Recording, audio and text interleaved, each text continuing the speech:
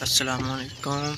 मैं पिंड वाला गुज्जर ते असी बनाया यूट्यूब चैनल पिंड वाला गुज्जर ते असी उत्ते ते तुसीं साडे चैनल नूं सबसक्राइब करो ते साडी वीडियो देखो ते उन्हें लाइक करो अगर तुहानूं चंगी लगदी है ते बाकी शेयर करना ना भूलिओ। बाबा लग गया पट्ठे वड्ढन।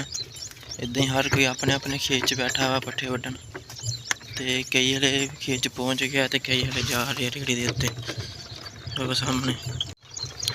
देखो असीं जित्थों भी गुजर रहे हैं उत्थे रेहड़ियां खड़ियां ते लोग आपो अपने पट्ठे वड्ढन डे आ।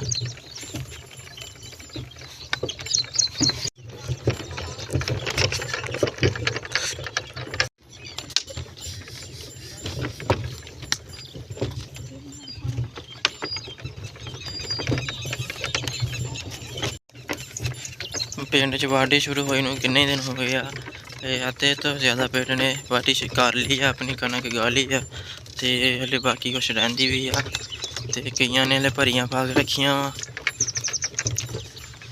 इत्थें चली जांदा कम्म। आ देखो इधरली साइड ते भी भरियां बनियां पईयां।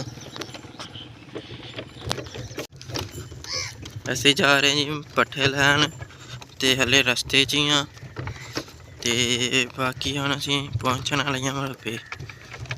एह् यार इलाके दे पिछले बन्ने ही इत्थे अपना मरब्बा। हुण असीं इत्थों कटाई कर लैनी। चल बई मुंडिया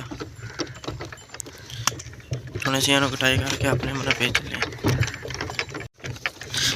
असीं पट्ठियां दे टग च पहुंच आए हैं। हुण असीं इत्थों पट्ठे लद्दने आं, लद्द के ते फिर कम्म जाना वा ते हुण पट्ठे पुट्ठे वड्ढने वड्ढ के ते पल्लियां च पाने, पल्लियां च पाने तो बाद फिर रेहड़ी ते रख के ते घर जाना। इत्थों खोल के रेहड़ी किद्दां खोली, इद्दां रेहड़ी खोली दी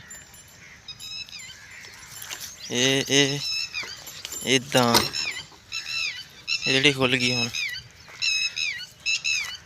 इत्थे गंढ बंधती। चल भी फिरदा रह आपी। हुण इत्थों पट्ठे पुट्ठे वड्ढने असीं, पट्ठे वड्ढ के ते पल्लियां च पा के ते रख के फिर घरों जाना। चल भी जवाना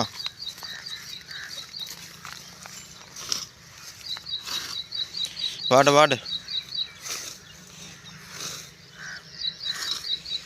वड्ढ बई।